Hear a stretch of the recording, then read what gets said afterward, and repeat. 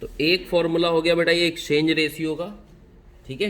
Exchange ratio हम लोग निकालते हैं ईपीएस या एमपीएस या बुक वैल्यू पर शेयर की हेल्प से। अगर सवाल में जानकारी नहीं लिखी होगी कोई, कभी कभी सवाल बोलेगा कि एमपीएस के बिहाफ पे निकालो एक्सचेंज रेशियो, तो हम लोग ये वाला फॉर्मूला लगाएंगे। कभी सवाल बोलेगा बुक वैल्यू पर शेयर के बिहाफ पे निकालो, तो हम लोग ये फॉर्मूला लगा लेंगे। और कभी सवाल हमसे बोलेगा कि ईपीएस के आधार पे निकालो, तो हम लोग ये वाला फॉर्मूला लगा लेंगे। कुछ नहीं बोला जाएगा तो ईपीएस वाला फॉर्मूला लगाया जाता है, ठीक है। टी का मतलब है टारगेट कंपनी और ए का मतलब है एक्वायरिंग कंपनी। एक्वायरिंग कंपनी वो होती है जो खरीदती है दूसरी कंपनी को, और टारगेट कंपनी वो होती है जो अपने आप को बेचती है, ठीक है। तो सेलर कंपनी को हम लोग बोलेंगे टारगेट कंपनी, ठीक है। और जो खरीद रही होगी, एक्वायर का मतलब क्या होता है, खरीदना।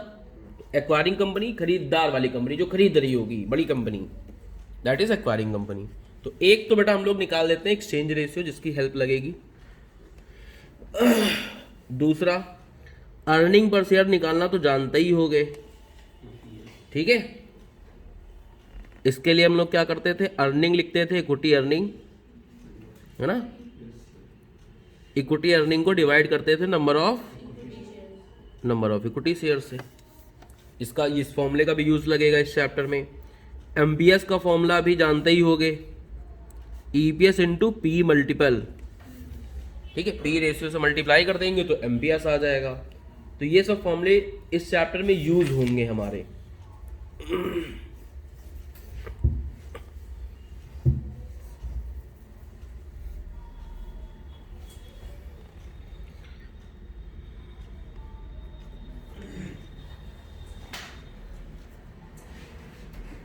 नंबर ऑफ शेयर्स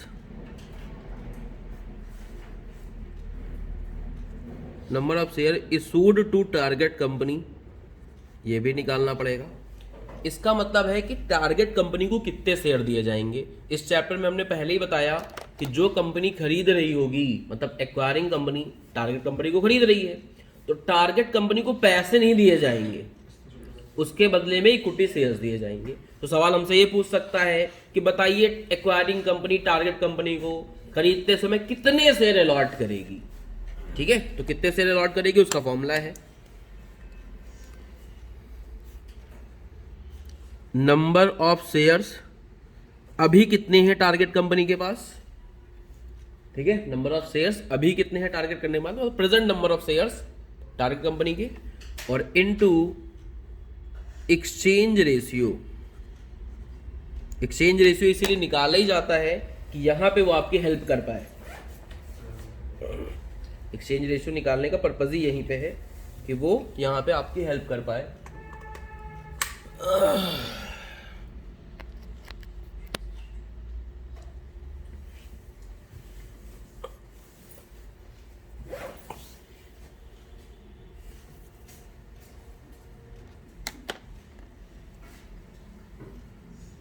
तो इससे निकल जाएंगे number of shares to be issued to target company. अब एक चीज और निकालनी पड़ती है, एक चीज और निकालनी पड़ेगी हम लोग, उसको बोलते हैं पोस्ट मर्जर ईपीएस।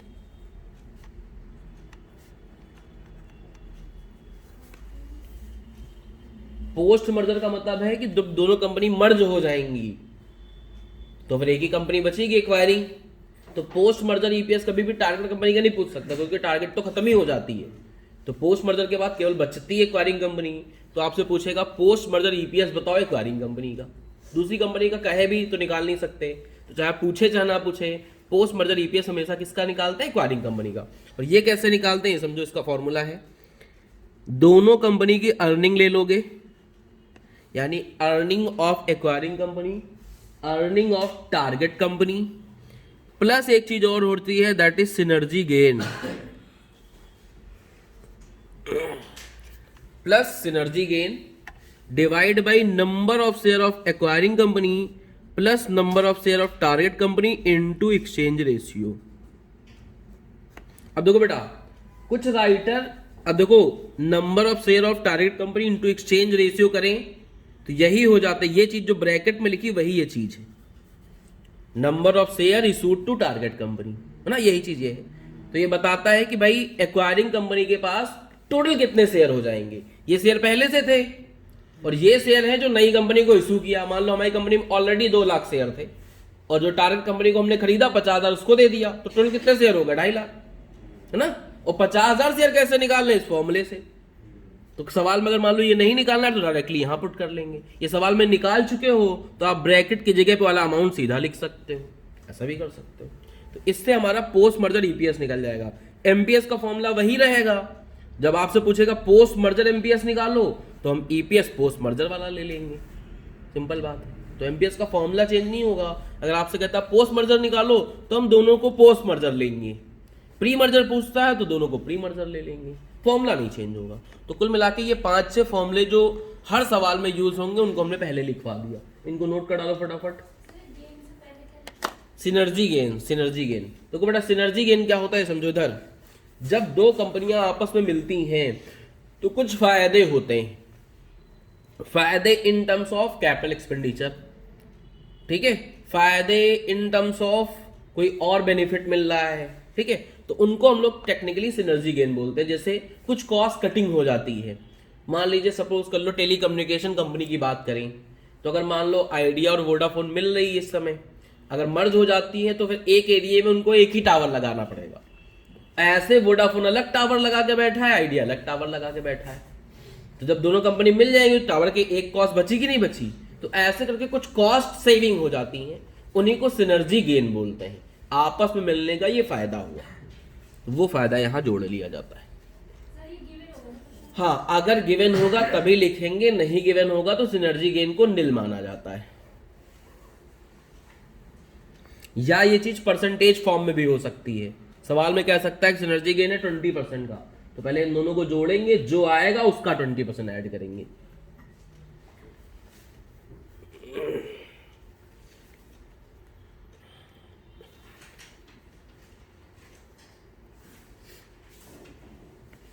हाँ बेटा, ये 5 फॉर्मूले फटाफट नोट करो। हवा आ रही क्या उधर से?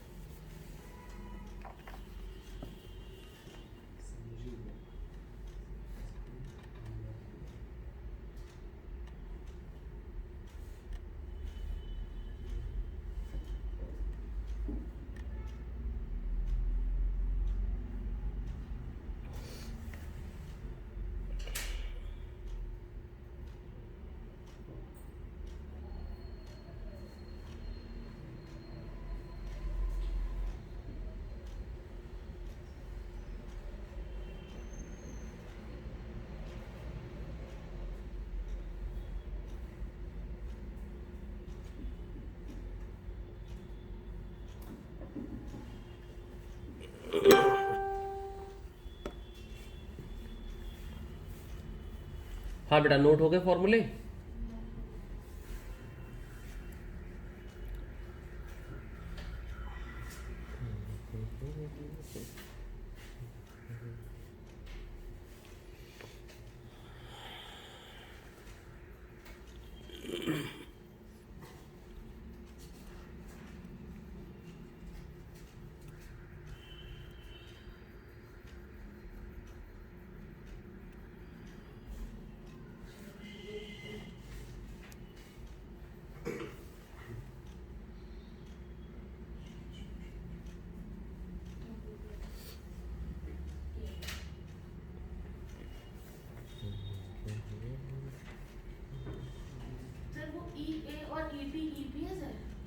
ई का मतलब है बेटा अर्निंग, एन का मतलब है नंबर ऑफ शेयर्स। हाँ, अर्निंग ये वाली टोटल, ये वाली।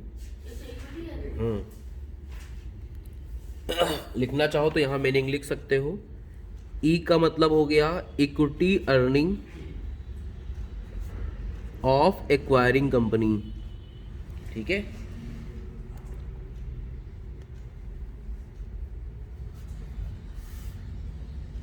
ईटी का मतलब हो गया equity earning of target company. NA का मतलब हो गया number of equity shares of acquiring company के। एनटी का मतलब हो गया number of equity shares target company के। एक्सचेंज रेशियो तो जानते हो, और ये हो जाता है आपका सिनर्जी गेन।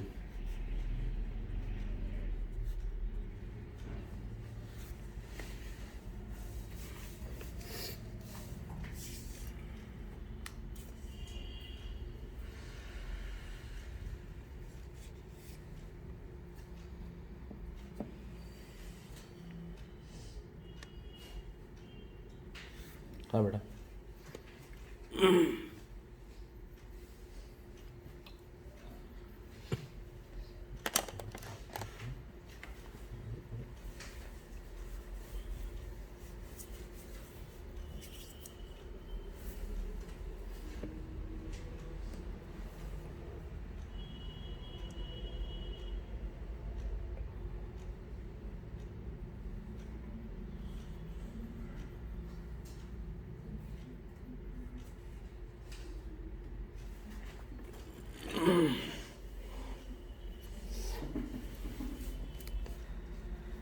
हाँ बेटा, लिख लिया। चलो एक क्वेश्चन करते हैं तो ये सब चीजें क्लियर हो जाएंगी।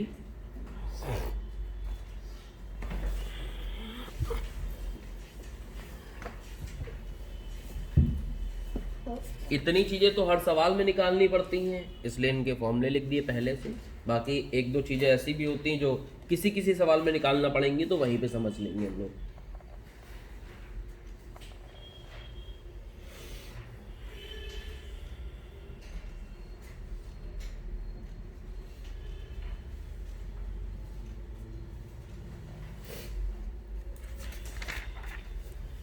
हाँ बेटा, नोट हो गया होगा तो क्वेश्चन नंबर 1 पे आओ, क्वेश्चन नंबर 6 पे आओ पहले।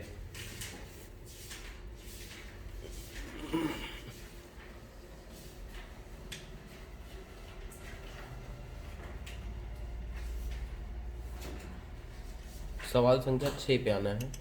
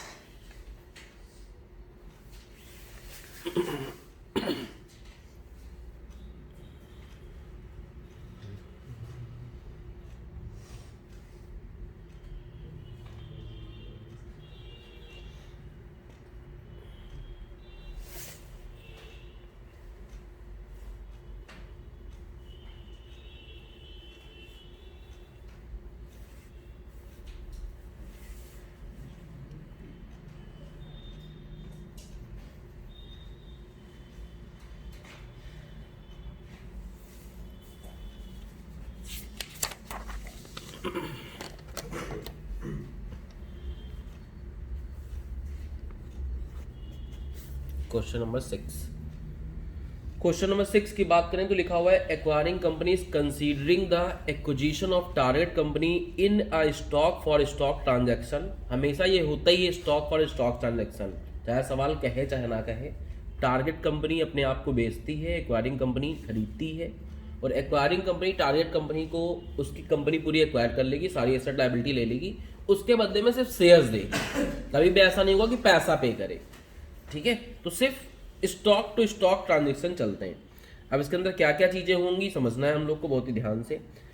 सवाल संख्या 6 में सबसे पहले हमको निकालना है परचेज प्राइस प्रीमियम। इसका फॉर्मूला अभी नहीं लिखा था कि एक आध चीजें ऐसी होंगी जो किसी किसी सवाल में आएंगी, जैसे यही पढ़ रहे हो परचेज प्राइस प्रीमियम, ये इकलौता इसी क्वेश्चन में है और बाकी किसी क्वेश्चन में है ही नहीं, सिर्फ इसी सवाल में है, बाकी सवाल में नहीं है। तो परचेज प्राइस प्रीमियम का फॉर्मूला होता है offer price divide by MPS of target company. Offer price divide by MPS of target company. जैसे देखो सवाल में लिखा हुआ है, पहले समझ लो फिर नोट कर लेना, कहीं भाग नहीं रहा है। देखो बेटा सवाल में लिखा हुआ है कि टारगेट कंपनी को हम कितने पैसे देंगे, 90 रुपए पर शेयर, लिखा हुआ है पैराग्राफ में। और टारगेट कंपनी का एमपीएस अगर देखो तो नीचे लिखा हुआ है 60 रुपए, मिला सबसे लास्ट में डिब्बा बना हुआ है टारगेट कंपनी में। तो ऑफर प्राइस हो गया हमारा 90 रुपए और हमारा एमपीएस है 60, तो परचेज प्राइस प्रीमियम आ गया 1.5। ये परचेज प्राइस प्रीमियम का मतलब क्या होता है ये समझो बेटा, इधर देखो, मतलब उसकी वैल्यू एक शेयर की है 60 रुपए, लेकिन हम दे रहे हैं उसके शेयर्स का 90 रुपए के हिसाब से पेमेंट, तो कितने गुना पेमेंट कर रहे हो उसके शेयर की जो वैल्यू है, इस समय का जो मार्केट प्राइस है उससे कितना मिक्सा पेमेंट कर रहे हैं, कितना गुना, कितने टाइम्स पेमेंट कर रहे हो, उसी टाइम्स को हम लोग बोलते हैं परचेज प्राइस प्रीमियम। समझ गए? तो ये इस 1.5 का मतलब हुआ कि उसकी वैल्यू है 60 रुपए, लेकिन हम उसके वैल्यू का 1.5 गुना पेमेंट कर रहे हैं, 90 रुपए के हिसाब से पेमेंट करेंगे। तो इसी को बोलते हैं हम लोग परचेज प्राइस प्रीमियम। क्लियर हो गया? पॉइंट नंबर 2 हमको निकालना है बेटा एक्सचेंज रेशियो। ठीक है, तो एक्सचेंज रेशियो का फॉर्मूला लगा देंगे हम लोग।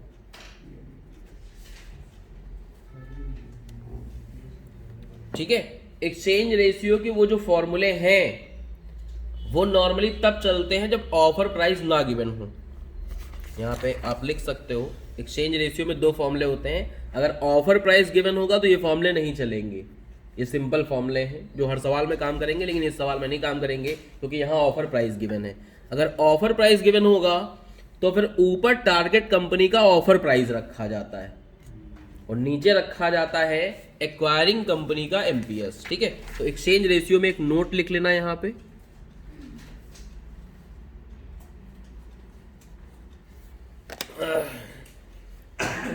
If offer price is given, जो हर सवाल में गिवन नहीं होता है, 1-2 सवाल में गिवन है। अगर ऑफर प्राइस गिवन है सवाल में तो फिर एक्सचेंज रेशियो का फॉर्मूला दूसरा हो जाएगा, फिर उसका फॉर्मूला हो जाता है offer price divide by MPS of acquiring company, MPS of acquiring company.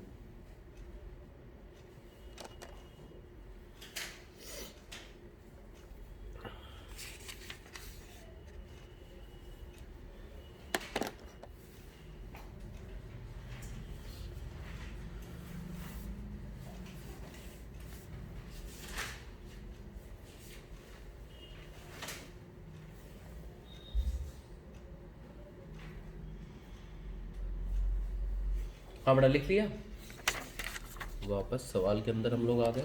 अब यही एक्सचेंज रेशियो में यही फॉर्मूला लगा देंगे क्योंकि इस सवाल में ऑफर प्राइस गिवन है। तो ऑफर प्राइस हो गया हमारा 90 रुपए, डिवाइड करोगे MPS of acquiring company. Acquiring company का एमपीएस कितना है? 50 रुपए।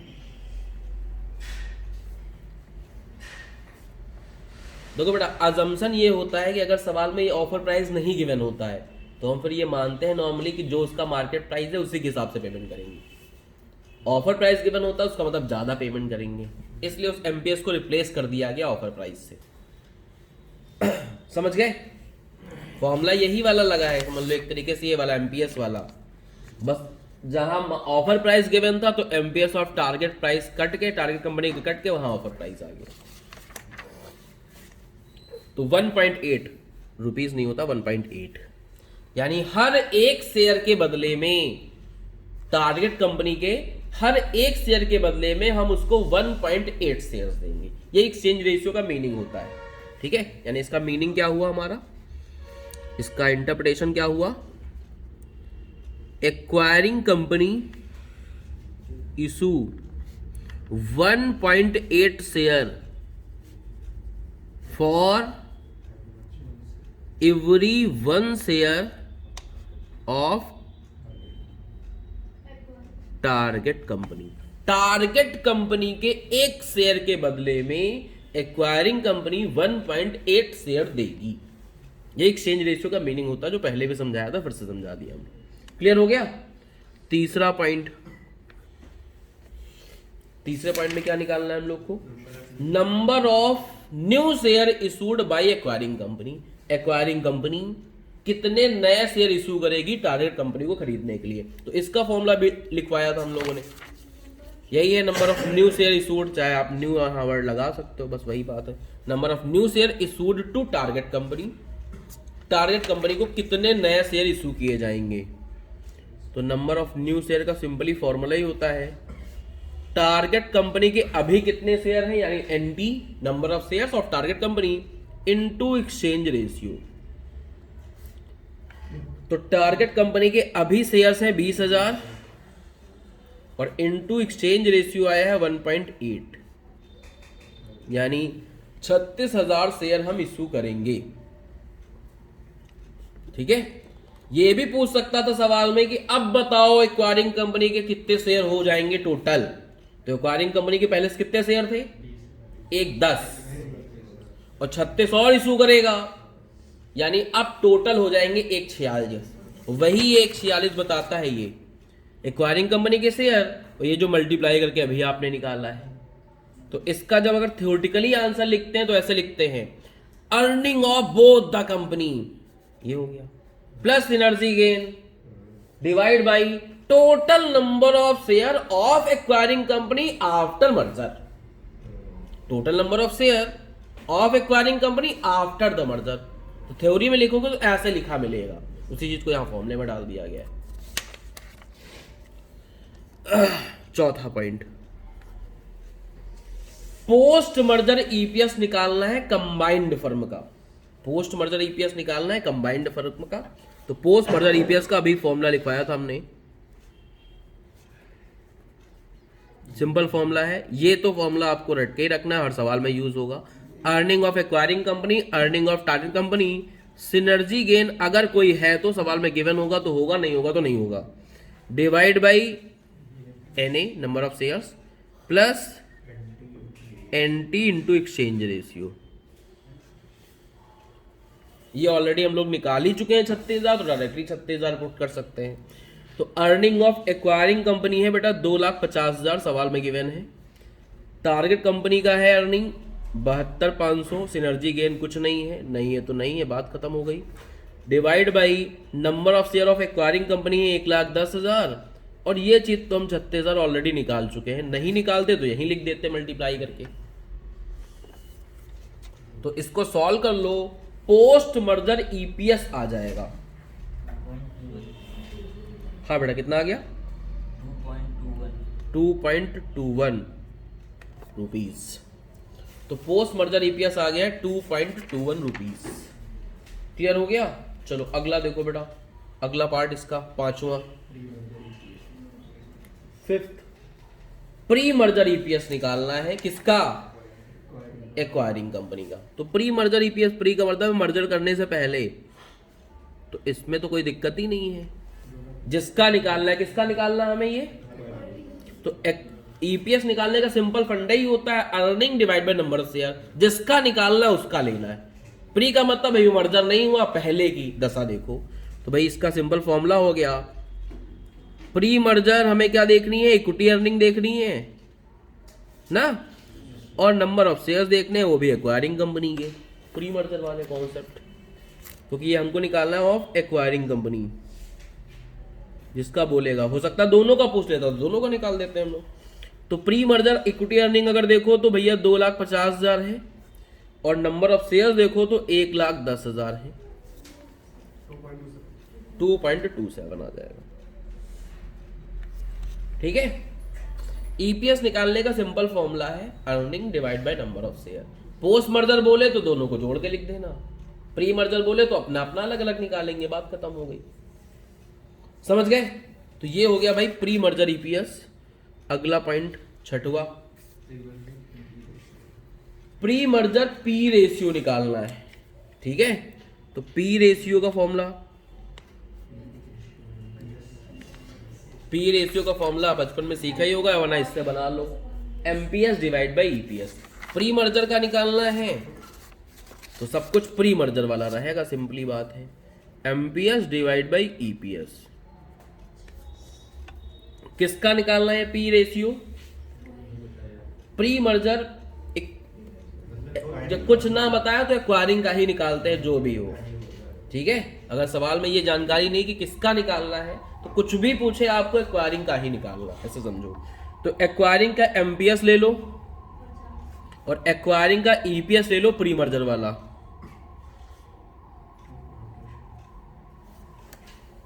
50 डिवाइड बाई 2.27 कर लो,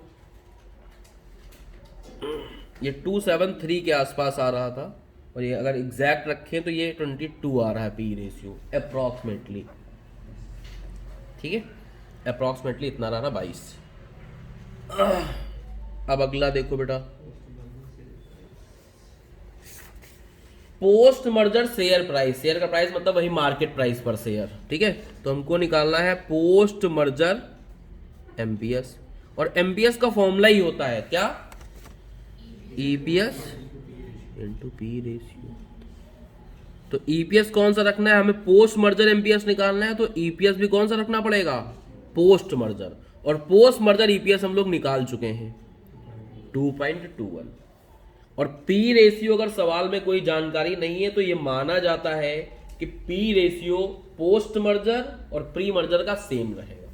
क्या बताया हमने, अगर पी रेशियो कुछ नहीं बता रहा है सवाल तो ये माना जाएगा कि जो एक्वायरिंग कंपनी है उसका प्री मर्जर पी रेशियो और post merger P ratio same रहेगा, ठीक है। तो पी रेशियो यही यूज करेंगे हम लोग 22 वाला। मल्टीप्लाई कर दो, 48.62 रुपीज़ के आसपास आ रहा है अप्रॉक्सीमेटली। जिन्होंने इसको राउंडिंग ऑफ करके नहीं लिखा होगा, हल्का फुल्का चेंज आएगा, उससे कोई फर्क नहीं पड़ेगा।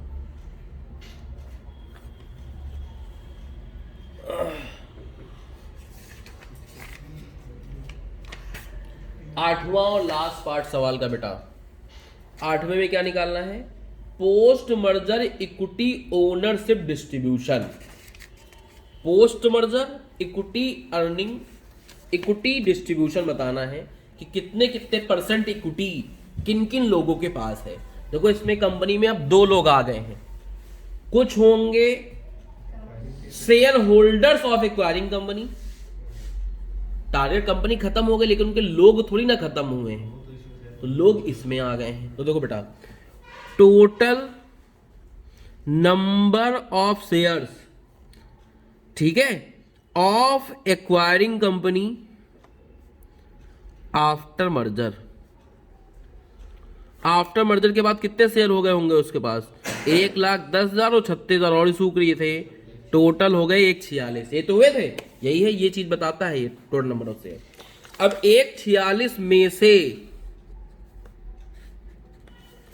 36,000 शेयर्स हैं जो टारगेट कंपनी के शेयर होल्डर्स थे उन लोगों के पास, और 1,00,000 शेयर हैं इसमें से एक्वायरिंग कंपनी के जो शेयर होल्डर्स थे उनके पास। यही तो है। तो इसके अंदर 2 बाइफरकेशन कर लिया हमने, share holders of acquiring company और share holders of target company. इसमें से 1,10,000 शेयर इनके पास हैं और 36,000 शेयर इनके पास हैं। बस इसी चीज को परसेंटेज फॉर्म में बताना है। तो इनके पास अगर देखो परसेंटेज होल्डिंग कितनी हो गई, 1,10,000 शेयर इन लोग के पास है टोटल 1,46,000 में से, तो कितने परसेंट होल्डिंग हो गई, और इनकी परसेंटेज होल्डिंग कितनी हो गई आपकी, 75।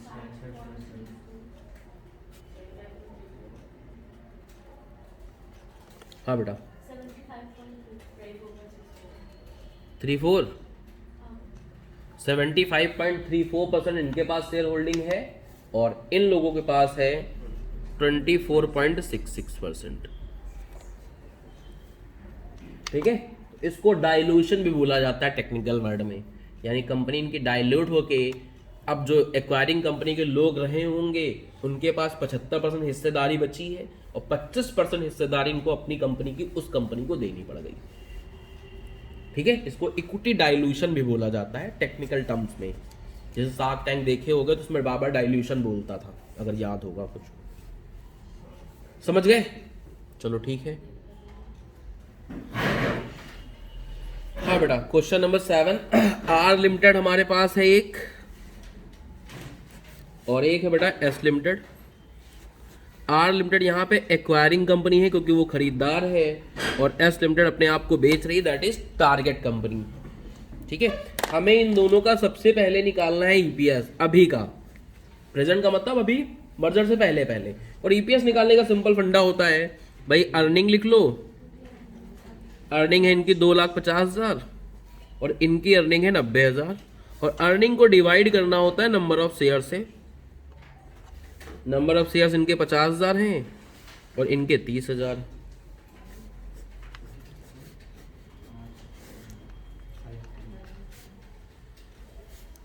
तो ईपीएस आ जाएगा 5 और 3 रुपए।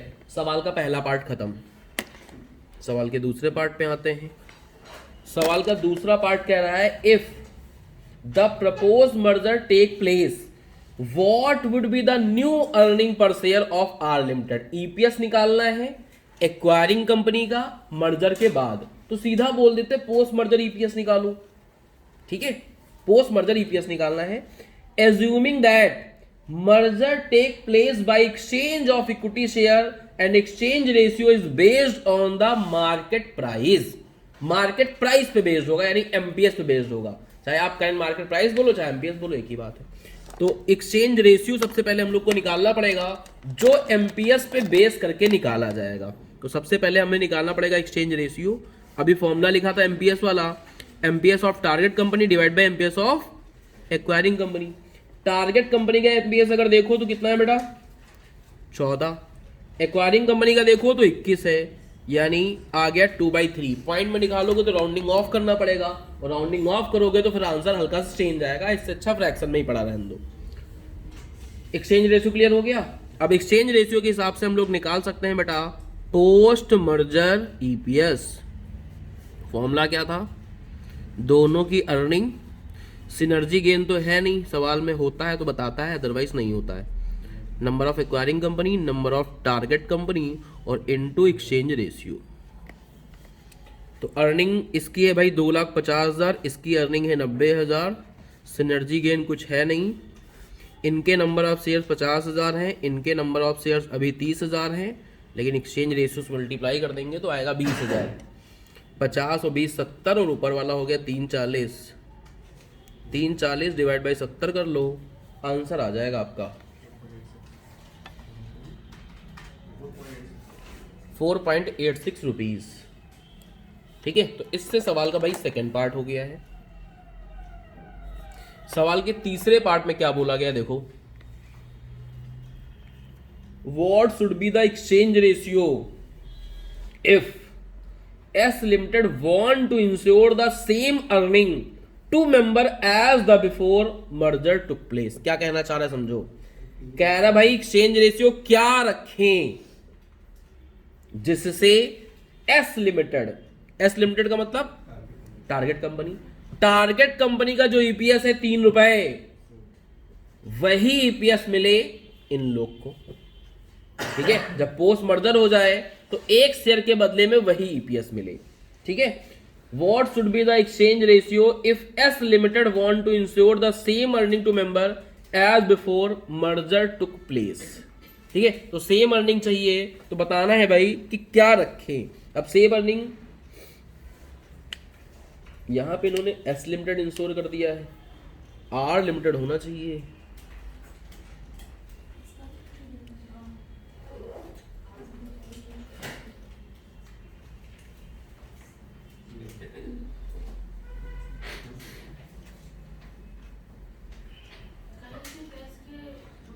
चलो ठीक है, दोनों का वही मतलब है, समझो इधर एस भी बोला तब भी वही।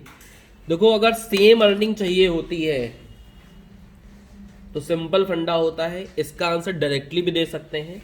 जब भी आप एक्सचेंज रेशियो ईपीएस के आधार पे निकालोगे, जब भी एक्सचेंज रेशियो हम ईपीएस वाले फॉर्मूले से निकालेंगे, उसका लॉजिक ये होता है कि अर्निंग किसी की डिस्टर्ब ना हो।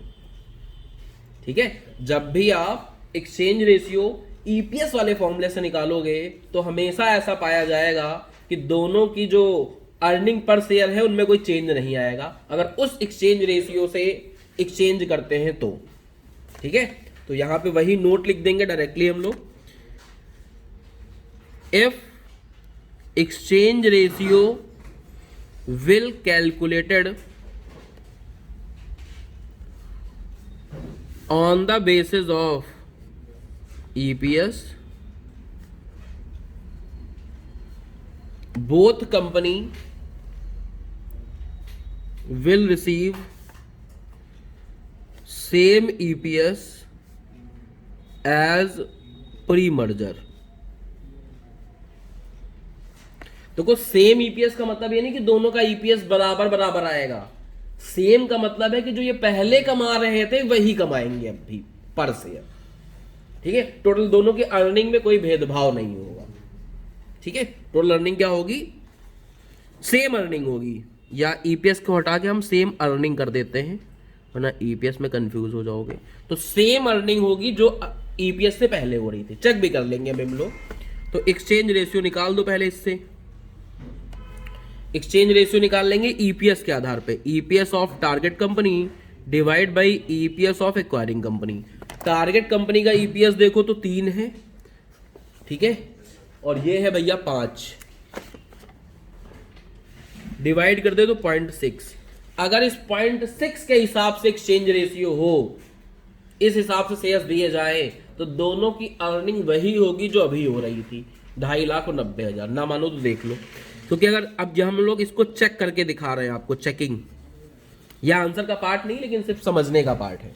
समझने का पार्ट कैसे, देखो अगर एक्सचेंज रेशियो 6 होता 0.6, तो नए शेयर कितने इशू होते, number of new share issued कितने होते, यहां 30,000 लिखते आप ना, और इंटू 0.6 करते, यानी 18,000 शेयर मिलते किसको, एस लिमिटेड को।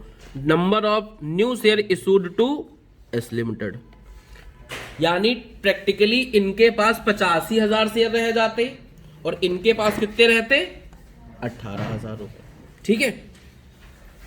एक्सचेंज रेशियो अगर ये आएगा तो पी वो भी तो निकाल लो, post merger EPS, post merger EPS. Exchange ratio अगर ये रखें तो 2,50,000 plus 90,000 plus nil divide by 50,000 और प्लस 30,000 इंटू 0.6। सॉल्व करके बताओ जरा कितनी वैल्यू आई।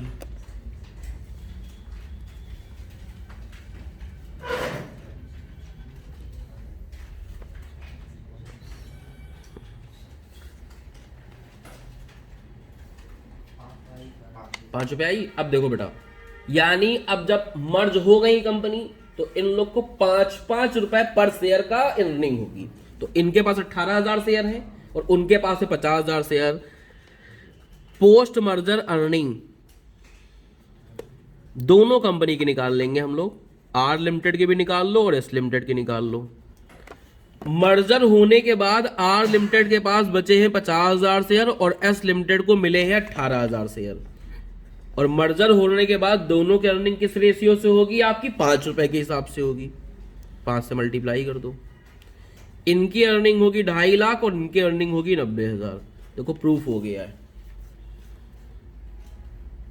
ठीक है।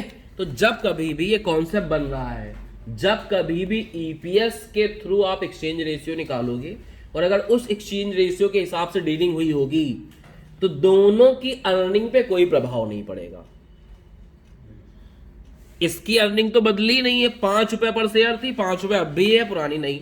दूसरे वाले की बदल गई है लेकिन उस प्रपोर्शन में बदली है जिस प्रपोर्शन में इन्होंने शेयर एक्सचेंज किए। 3 से बल्कि 5 हो गया है लेकिन टोटल अर्निंग नहीं बदली। पहले भी 90 कमा रहे थे 30,000 इंटू 3 करके, अब 18,000 इंटू 5 करके कमा रहे होंगे 90,000। तो इससे क्या होता है, दोनों कंपनियों को कहते हैं कि हाँ भाई कोई देखो तुम्हारे पास 18,000 शेयर थे, अब 18,000 शेयर है तो अब तुम्हें 5 रुपए के हिसाब से पैसा मिलेगा। अब भी 90,000 कमाओगे, पहले भी 90,000 कमाए, तो कोई दुख दर्द नहीं होता किसी भी कंपनी को। इसीलिए ईपीएस को बेस्ट कहा जाता है कि एक्सचेंज रेशियो सेट किया जाए ईपीएस के आधार पे, तो किसी भी कंपनी को कोई भी फायदे नुकसान नहीं होंगे इन टर्म्स ऑफ अर्निंग।